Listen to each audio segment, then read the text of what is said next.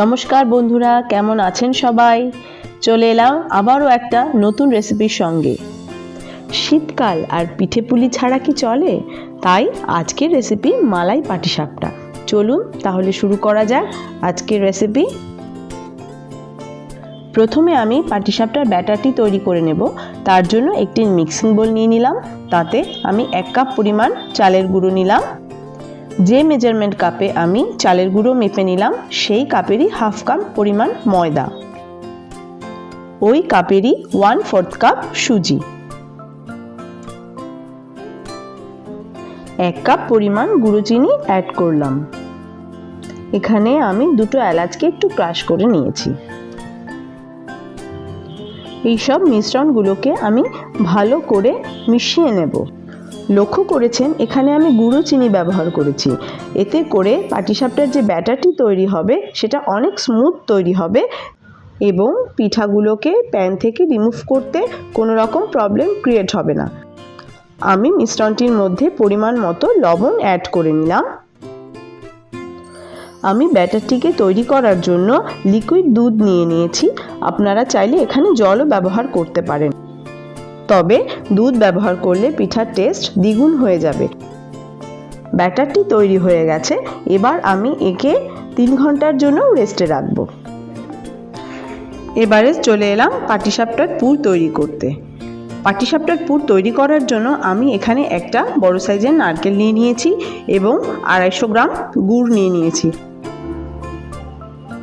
লক্ষ্য করেছেন গুড় গলে গিয়ে নারকেলের সঙ্গে মিশে গেছে। এই সময় গ্যাসের ফ্লেম লো টু মিডিয়ামে রাখতে হবে এবং অনবরত নাড়তে হবে।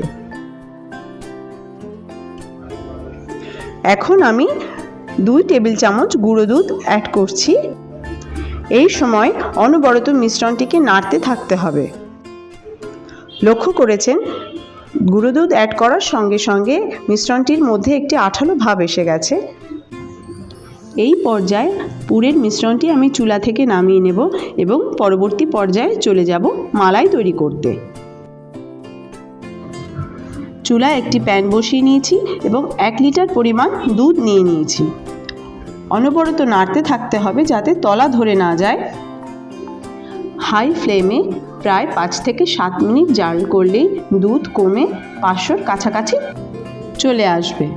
দেখুন একটি ক্রিমি টেক্সচার চলে এসেছে।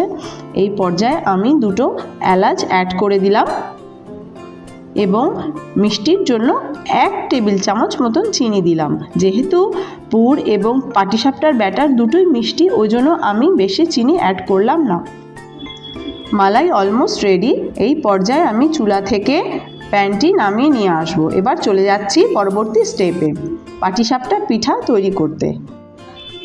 একটি ফ্রাই প্যান বসিয়ে নিয়েছি এবং তাতে খুব সামান্যই ঘি ব্রাশ করে নিয়েছি এবং 2 হাতা পরিমাণ ব্যাটার আমি এতে দিয়ে ঘুরিয়ে ঘুরিয়ে পিঠাটি তৈরি করব।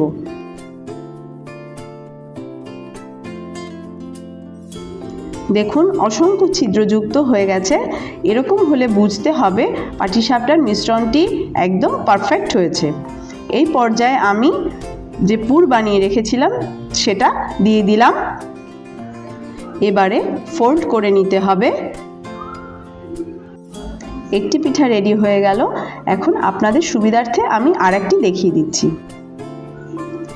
পিঠার ভিতরের পুরটা আমি গুড় আর নারকেলেরই দিয়েছি।